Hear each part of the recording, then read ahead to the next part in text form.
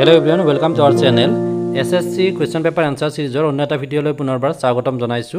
আজি ভিডিওটোত constable GD 2024 ত অনুষ্ঠিত হোৱা পৰীক্ষা পেপাৰখন আলোচনা কৰিম। ইয়াতে আমি পাৰ্ট 1 ত জেনাৰেল ইন্টেলিজেন্স এণ্ড ৰিজনিংৰ কোৱেশ্চনছ খিনি লৈ আহিছো। এই এক্সামটো অনুষ্ঠিত হৈছিল 22 ফেব্ৰুৱাৰী 2024 2:30 to 3:30 PM লৈকে। কনষ্টেবল জিডি এক্সামিনেশ্যন 2024 এনেকুৱা বিভিন্ন এছএছসি ৰেলৱে লগতে ষ্টেট লেভেলৰ এক্সাম পেপাৰবিলাক এনসাৰৰ সৈতে লাভ কৰি থাকিবলৈ চেনেলটো সাবস্ক্ৰাইব কৰিব আৰু ওচৰত থকা বেল বাটনটো দবাই ৰাখিবলৈ নাপাহৰিব। পলম নকৰি প্ৰথমটো কোৱেশ্চন লৈ আহিছো। কোৱেশ্চন নম্বৰ 1 প্ৰদত্ত পাহতিটোক ভাঁজ কৰিলে 20 সংখ্যাটোৰ বিপৰীতে কোনটো সংখ্যা আহিব? 10 20 30 দিয়া আছে। এই 20 টোৰ বিপৰীতে কোনটো সংখ্যা আহিব? এইটো যেতিয়া ভাঁজ কৰা হ'ব তেতিয়া এটা ঘনক সৃষ্টি হ'ব এনেকুৱা ধৰণৰ। এটো আকি দেখুৱাইছো তেতিয়া বুজাত সুবিধা হ'ব। ওপৰত যেটো পিঠি আছে এটো 20 থাকিব, এইফালৰ সাইডত থাকিব 32 থাকিব, এইফালৰ পিঠিখনত থাকিব 10। এতিয়া আমাক 20 ৰ তলফালে অৰ্থাৎ এই তলৰ যিখন পিঠি আছে তো সেইখনত খুদিছে। এইফালৰখনত থাকিব 40, ইয়াতে 40 হ'ব। নেক্সট 50 আছে গতিকে 52 হ'ব এই তলৰখনত, আৰু এইটো ফালৰখনত থাকিব 62। গতিকে 20 ৰ অপোজিট অৰ্থাৎ তলফালে 20 তলফালে থাকিব 50। অপশন 1 টো হ'ব কাৰেক্ট এনসাৰ। সেকেন্ড কোৱেশ্চন তো লাইছো। কোৱেশ্চন নম্বৰ 2 এজন মানুহলৈ আঙুলিয়াই কৰিশ্মাই ক'লে তেওঁ মোৰ ভাতৃৰ পিতৃৰ একমাত্ৰ কন্যাৰ স্বামী। সেই মানুহজন সম্পৰ্কত কৰিশ্মাৰ কোন হয়? কৰিশ্মা এজন মানুহক আঙুলিয়াই কৈছে। সাপোজ ইয়াতে কৰিশ্মা আছে, তো মানুহজন এইখিনিত আছে, তো মানুহজনক এম বুলি ধৰি লৈছো। তো আঙুলিয়াই পেলাই কৈছে তেওঁ মোৰ ভাতৃ অৰ্থাৎ কৰিশ্মাৰ ভাতৃৰ ব্ৰাদাৰৰ পিতৃ অৰ্থাৎ ফাদাৰ। তো কৰিশ্মাৰ ব্ৰাদাৰৰ ফাদাৰ যেহেতু কৰিশ্মাৰো ফাদাৰে হ'ব, দেউতাক হ'ব। পিতৃৰ একমাত্ৰ কন্যা মানে তাই নিজে হ'ব কৰিশ্মা, তো তেওঁৰ স্বামী অৰ্থাৎ মানুহজন হ'ব কৰিশ্মাৰ স্বামী। অপশন 4 হ'ব কাৰেক্ট আনসাৰ। কৈছে যে এই মানুহজন কৰিশ্মাৰ ভাতৃৰ পিতৃৰ একমাত্ৰ কন্যাৰ স্বামী অৰ্থাৎ স্বামী। অপশন 4 হ'ব কাৰেক্ট আনসাৰ। যদি বুজাত অসুবিধা হৈছে কমেন্ট বক্সত কমেন্ট কৰিব।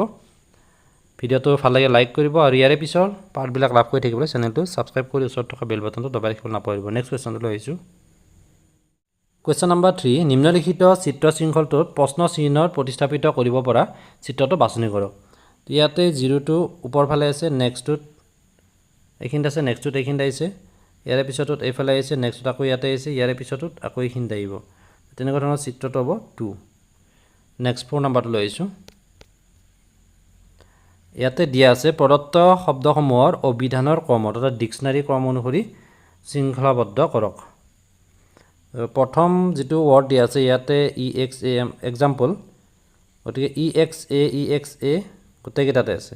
ইয়াৰে পিছত অৰ্থাৎ ফৰ্থ এটাটো আমি চাব লাগিব। EXA এইটো কমন আছে গোটেইকেইটাতে, গতিকে আমি এইটো চাব নালাগে। নেক্সট ইয়াতে M ইয়াতে CC আছে। এতিয়া MM থকাকেইটা পিছত চাম আমি। C টো আগতে আহিব, গতিকে CTL হয়। CT থকাটো প্ৰথমতে আহিব অৰ্থাৎ প্ৰথম আহিব 4 টো, এইটো 1 নম্বৰ পজিশনত আহিব।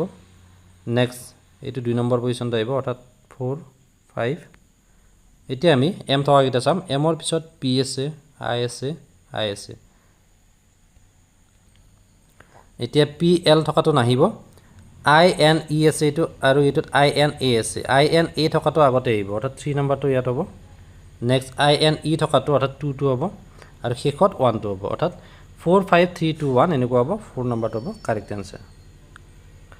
নেক্সট 5 নম্বৰটো লৈ আহিছো। 5 প্ৰদত্ত বিকল্প চিত্ৰসমূহৰ পৰা প্ৰশ্নচিত্ৰত লুকাই থকা অৰ্থাৎ অন্তৰ্নিহিত থকা চিত্ৰটো বাছনি কৰক। তো এই যেটো সিম্বল দিয়া আছে এইটো কোনটো চিত্ৰত আছে? ইয়াতে 2 নম্বৰটোত আছে। কোনখিনি হয়? এইটো হ'ব, এই এনেকুৱাকৈ যেটো আছে এইটো হ'ব। গতিকে অপশন 2 টো হ'ব ইয়াতে কাৰেক্ট আনসাৰ। নেক্সট 6 নম্বৰটো লৈ আহিছো। ছগৰাকী বন্ধু লিজা, মাৰ্কো, নিকল, অবেন, পেম আৰু কুইন বৃত্তাকাৰ টেবুল এখনত কেন্দ্ৰৰ পৰা আঁতৰলৈ অৰ্থাৎ বৃত্তাকাৰ টেবুলখনত চেণ্টাৰটো ইয়াতে আছে। সাপোজ ইয়াৰে পৰা বাহিৰৰ ফালে মুখ কৰি কেনে বহি আছে এনেকুৱাকৈ। 6 গৰাকী আছে 2 3 4 5 6। তো বাহিৰৰ ফালে চাই আছে, তেতিয়া লেফট ৰাইটটো উল্টা হ'ব, আৰু ভিতৰৰ ফালে চাই থাকিলে লেফট ৰাইটটো অপোজিট হয়। সেইকাৰণে ইয়াতে বাহিৰৰ ফালে বুলি কৈছে। আমি প্ৰথমতে কণ্ডিশ্যনখিনি চাই লৈছোঁ লিজা বহিছে মাৰ্কৰ ঠিক সোঁফালে লিজা মাৰ্কক যদি আমি ইয়াতে ধৰোঁ এম বুলি ধৰোঁ তো ইয়াৰে সোঁফাল বুলি ক'লে তলফালে হ'ব সোঁফালে বহিছে লিজা বহিছে এইফালে এতিয়া নেক্সটটো কৈছে নিকল আৰু অবেনৰ ঠিক মাজত কুইন বহিছে নিকল আৰু অবেন ছাপ'জ ইয়াতে নিকল আছে আৰু এইফালে অবেন আছে তো ঠিক মাজত বুলি কৈছে ঠিক মাজত কোন বহিছে কুইন কিউ ইউ বা কে ইউ আই এন কুইন যি নহওক নেক্সট কৈছে যে অবেন বহিছে প্ৰেমৰ ঠিক বাওঁফালে এতিয়া প্ৰেম হ'ব ইয়াতে প্ৰেমৰ বাওঁফাল এইফালে হ'ব সোঁফাল হ'ব এইফালে এতিয়া কৈছে যে প্ৰেমৰ সোঁফালে কোন বহিছে এতিয়া প্ৰেমৰ সোঁফালে এম বুলি আমি কাক ধৰিছিলোঁ মাৰ্ক গতিকে অপশ্যন 4টো হ'ব কাৰেক্ট এনচাৰ এনেকুৱাকৈ ড্ৰ কৰি ল'ব তেতিয়া এনচাৰটো ওলাই যাব নেক্সট 7 নম্বৰটো লৈ আহিছোঁ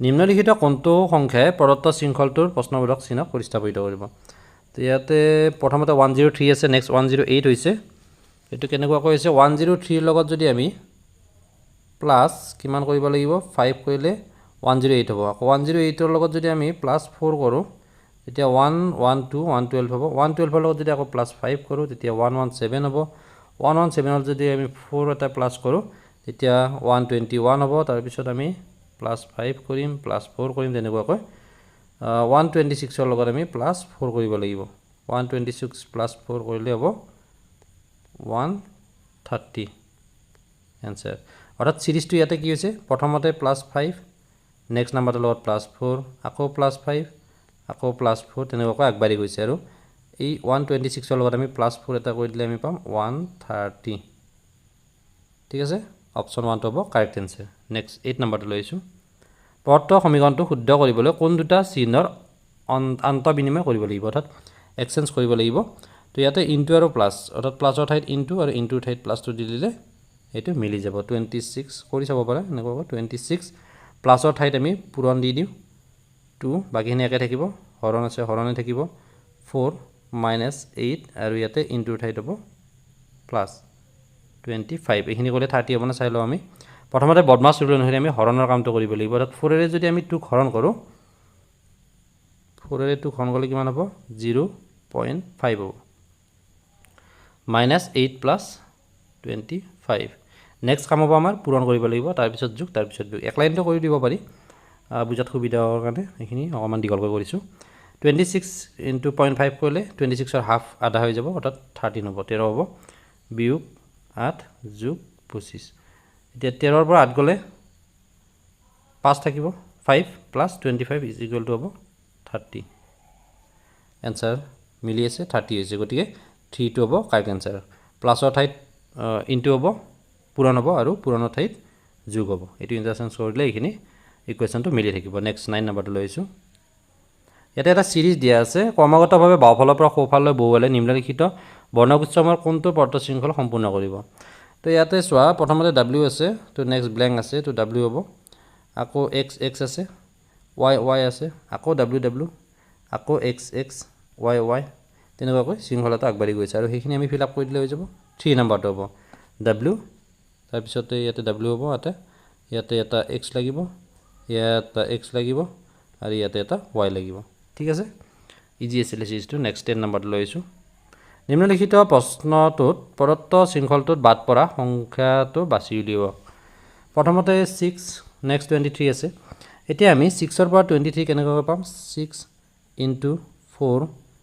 24 -1 কৰি দিলে আমি 23 পাম নেক্সট 23 × 4 +1 কৰিলে আমি পাম 93 নেক্সট আকৌ 93 × 4 -1 কৰিলে পাম 371 নেক্সট 371 × 4 +1 কৰিলে পাম 1485 নেক্সট 1485 × 1 এটা লিখিব অকণমান অসুবিধা হ'ব 1485 × 4 -1 কৰিলে আমি পাম 4 5 যা 20 20 -1 19 9 carry 1 next 4 × 8